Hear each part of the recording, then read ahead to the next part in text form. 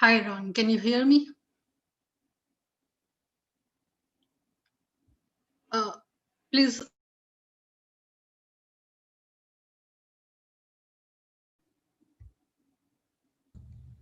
I can hear you now. Thank you very much. Can you see the presentation slides all right? Yes, I can see your slides. Shall I start? Yes, thank you.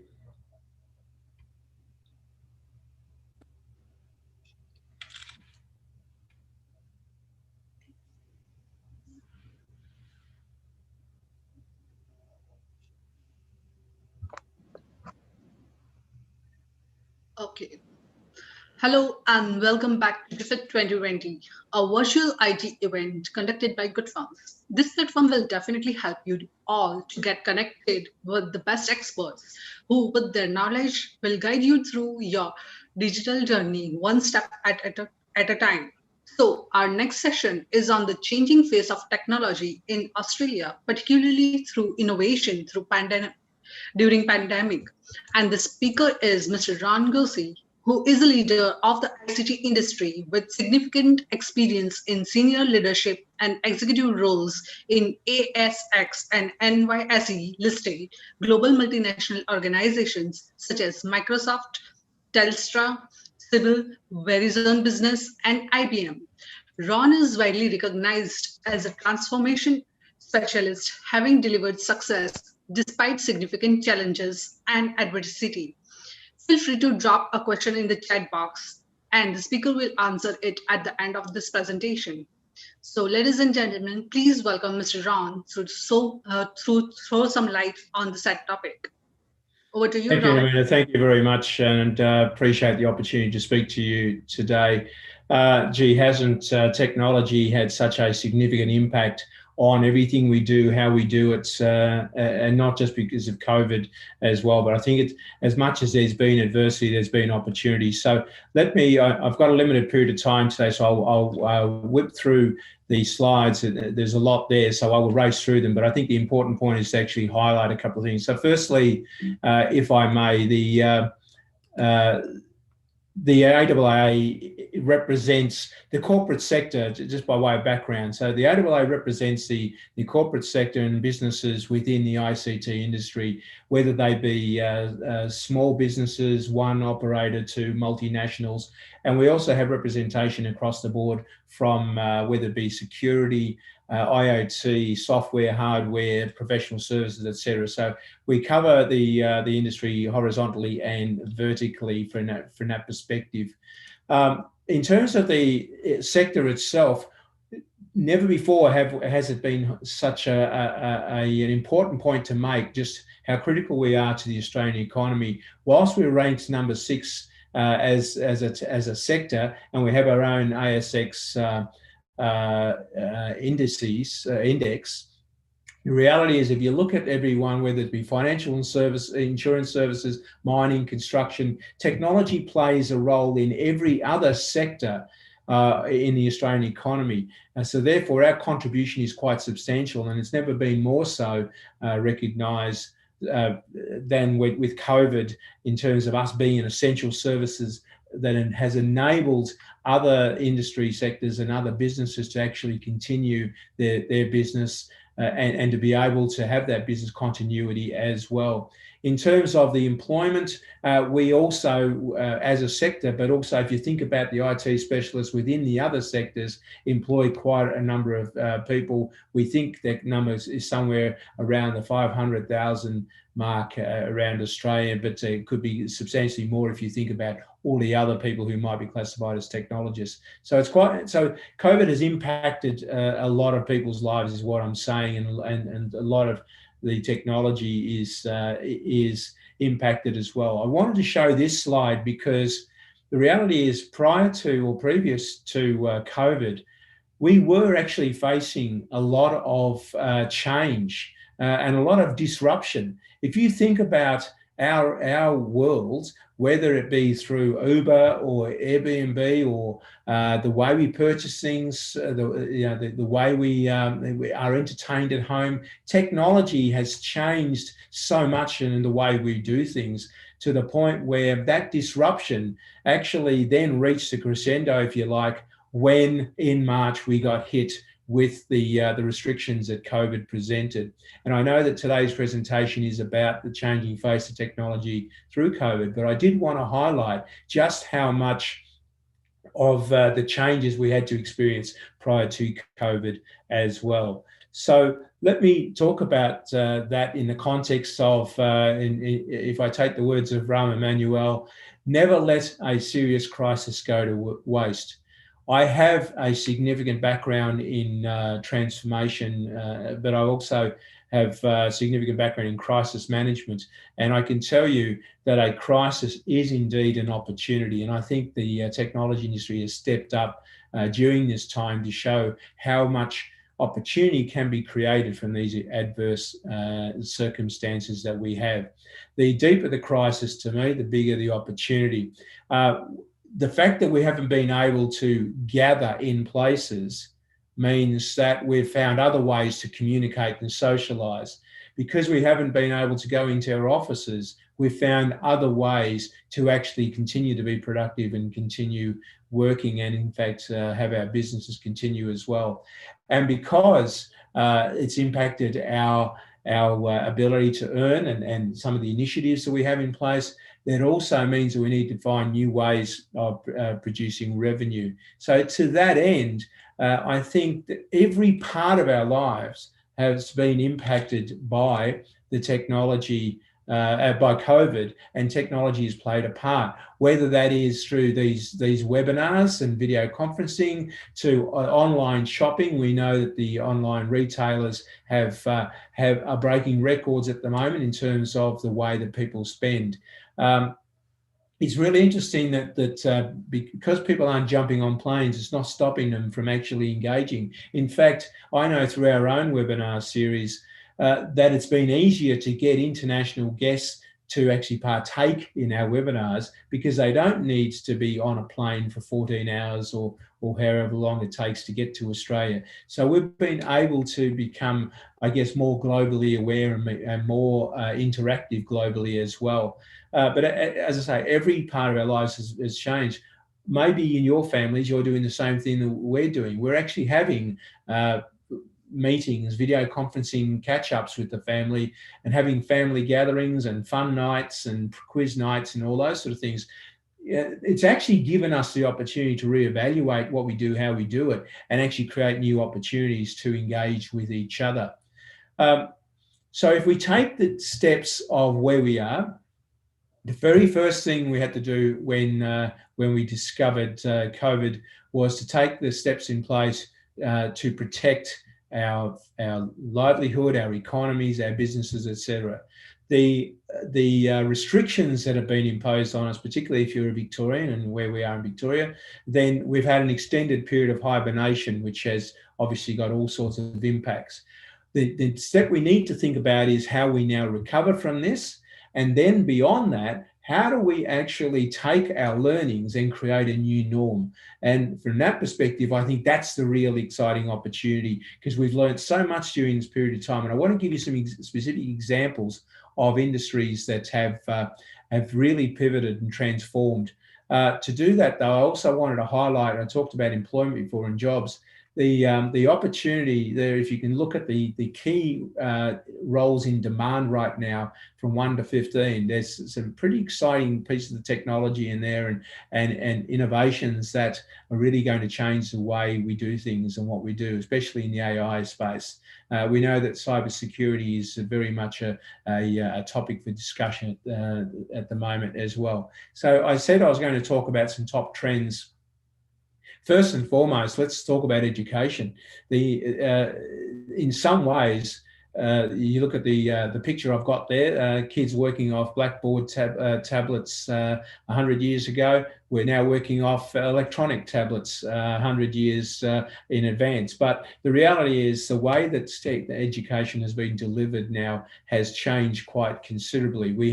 The education sector was experiencing disruption previous, But now what we're seeing is that that new ways of educating people, new ways of actually having students engaged, new ways of delivering education is pretty critical. And what we're also finding is there's an opening up of remote learning as well. So I think the positives to come from this, I know my kids' school ran a parent-teacher evening online using the technology, and the experience was actually wonderful. You didn't have to go and wait in waiting rooms, physical waiting rooms, in outside the teacher's office. There, the teacher let us in when we were ready, when they were ready, and we had the meeting, and we moved on.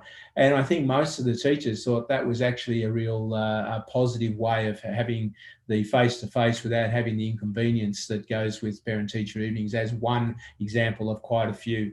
I also want to highlight the telehealth as well. Telehealth is changed considerably, right down to how we receive our prescriptions now.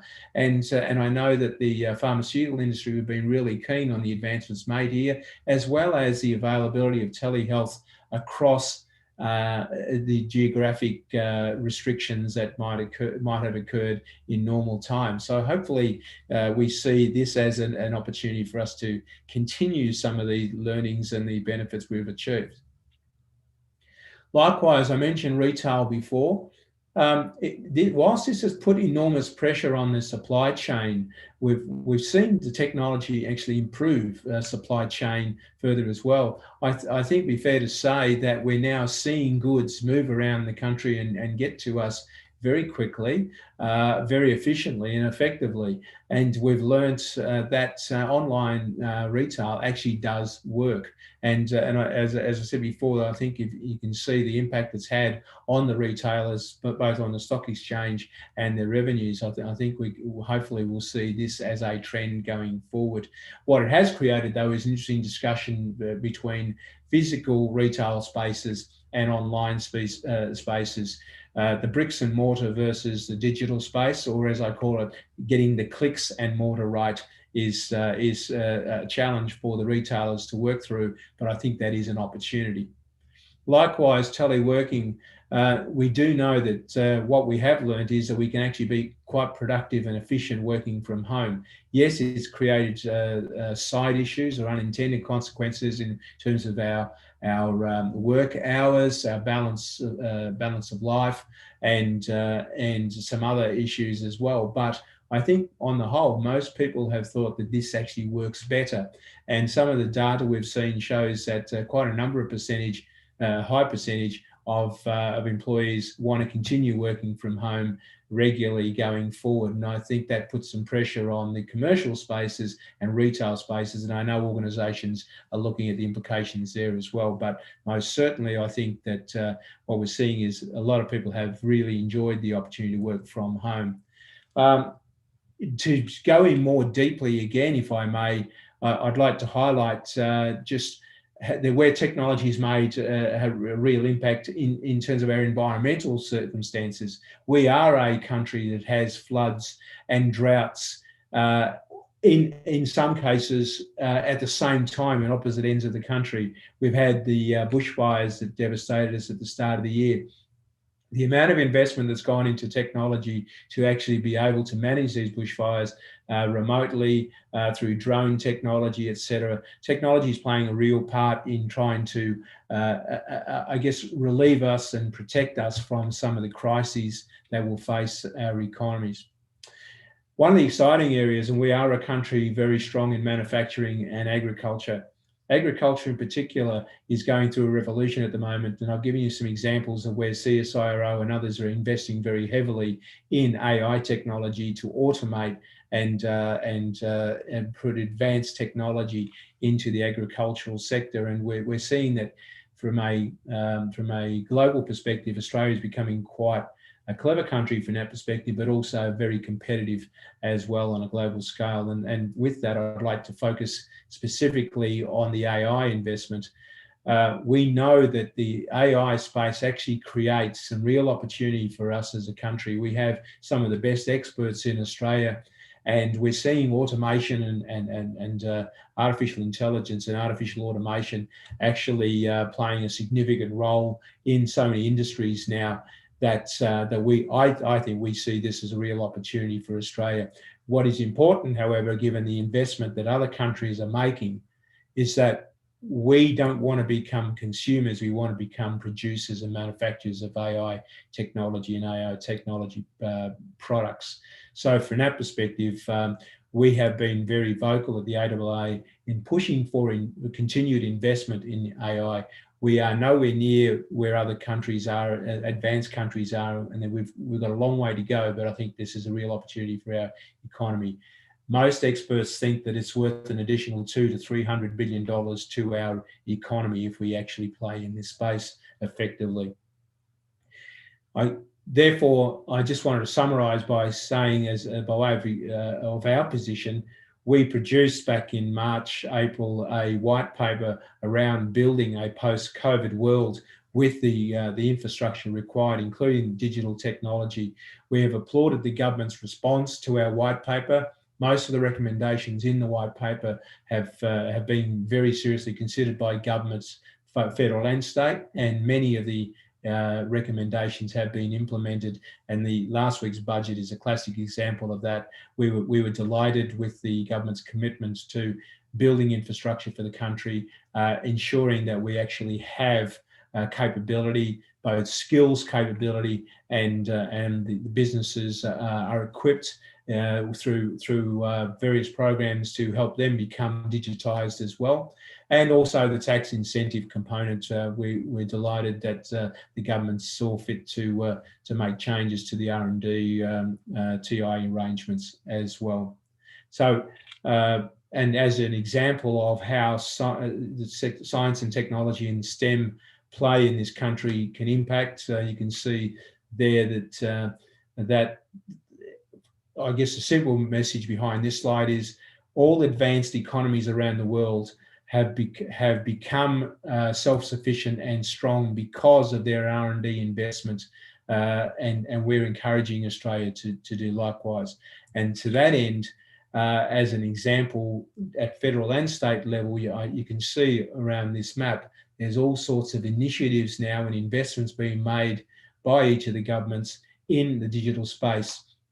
Because what we've learned through this, to go back to the topic, is that technology can play a significant part in not only our future, but getting us through these sort of catastrophes and crises. And it has changed, it has had an impact in everything we do. What we don't want to do is lose that impact when we come out of COVID and slip back into the old norm now that we've made these significant advancements.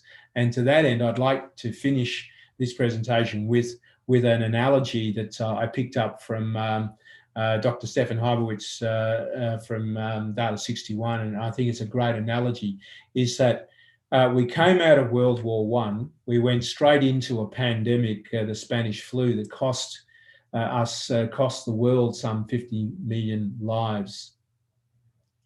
But at the same time, we had started to electrify our homes by connecting our homes to electricity. And as a result of that, we had a boom of manufacturing in white goods to the point where we had the Roaring Twenties. And the Roaring Twenties saw an expansion of all sorts of technological advancements around, as I say, white goods in enabling our home because we were connected. If we jump ahead 100 years, here we are, we've gone through a pandemic and other crises, and we've connected our homes with the digital technology, with NBN and further investments in 4G and 5G. We have an opportunity during this series of this decade in the 20s to actually build enormous capability and hopefully come through this and have another Roaring Twenties experience. And on that, Namita, I'll finish on that and happy to answer any questions. But thank you for the opportunity to share these insights with you. Thank you so much, Mr. Ron, for sharing your expertise and knowledge.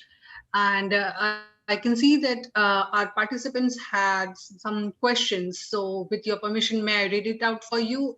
Yes, please. Thank you. The first question is, will the technologies that have shown a sudden surge during COVID-19 will lose momentum once the fears of COVID-19 are over? Uh, Means technologies such as telehealth, learning management system, etc. Will this be able to keep the current pace of growth? Yeah, I'll break that question. Thanks, Dan. I'll break that question into two parts. Will it, or is it likely to? I mean, the reality is that hopefully we have learned so much during this period of time that we will continue using these technologies and these great advancements. I really do hope that we do. But history also shows, and I can give you countless examples, where it is so easy to slip back into comfort zone. It is so easy for us to actually forget the advancements we made. But I think much of that will depend on us. So if you mentioned telehealth, I really do think that the health industry has been pushing for these changes for such a long time that the opportunists amongst them will make sure that we continue to have telehealth. We have the electronic prescriptions technologies going forward. So I really do hope that we continue. I do expect that we will have learned from this. In terms of other behaviours such as jumping on planes and that, I think human nature will say that we're all keen to get on planes, particularly if it means going on holiday. But I think hopefully we'll continue with that. On the learning side, I think you'll see a blend. Even for AIA, we know that we have actually pivoted quite well. I overuse word pivot, but we've gone into the webinar space, and that's been quite successful for us. I know there's a need for us to get back to physical events for people to network, but we will look at a hybrid way of actually integrating that collectively. So I'm hoping that the answer is yes. That's great. I hope this pandemic doesn't affect much. Moving on to next question. Can we trust machines to predict the stock market with 100% accuracy? Trust is so important. In fact, trust is the new currency, isn't it? I don't know that we can trust machines because I don't think we can trust the humans that actually program them. But I think, in fairness, though, and in all honesty, a significant amount of work is being done in the AI space to make sure that standards and ethics and principles do actually guide us for a positive outcome. You'll always have that dark side of those looking to manipulate and corrupt. That's a sad part of our lives, I guess. But if you're asking questions around, if James, you're asking about AI and the likes, I do know that there's a lot of work being done in terms of with Standards Australia, with the Ethics Council of Australia, etc., to ensure that AI delivers the benefits. I think, like all things in life, if we hold back because of the concerns, then we'll actually miss the opportunities that it presents as well. But I think we all have a responsibility to ensure that technology is used for good. I do think we're getting to a point where I'm a no data, no decision person. What that means is I trust the data more than I trust the human instinct, if you like. And I think that the technology we do have and the technology we can use enables us to make better decisions. Most of the crises I walk into and transformations I have to get engaged in are because poor decisions were made because they didn't actually use good data. So I would suggest that we focus on what good can come from technology. That's great, really informative. Moving on to the next, which technologies will thrive without halt post COVID-19 period? Which technology will thrive without halt? I would like to think that we've seen great advancements in the video conferencing technologies. There's the things we can do now. So I think that's there. I did talk about telehealth. I do think the AI and IoT technologies that have embedded in the way we do things, we've learned from. I know that in entertainment and retail, I think we will continue to see retail thrive as well. I think that's a given, and I do think from an environmental point of view, there's some real stuff that I'm seeing is pretty exciting. We're running an iAwards program at the moment, so where we're celebrating the innovation of Australians, and some of the technologies coming through in the areas that I've just spoken to.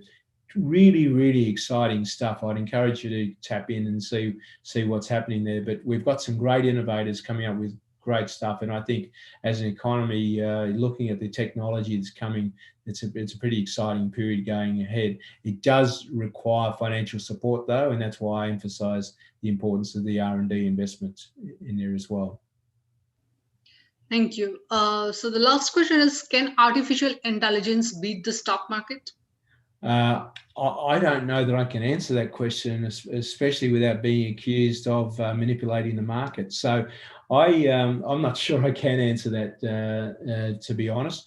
I do think that that AI is I think you need to separate that, but I don't think I can actually answer that. I don't, and in fact, I don't know that I do know the answer to that as well, I have to say. Well, that's all. Thank you so much for answering the questions. And if our audience has some more dilemma regarding this, then they can definitely reach out to you on LinkedIn or drop out the questions in the comment section on the Good Firms page on Facebook as well. Thank you very much, Ron. We appreciate you being here, and thanks for joining us today. Thank you very much. Thank you. Stay safe. Bye-bye. Bye.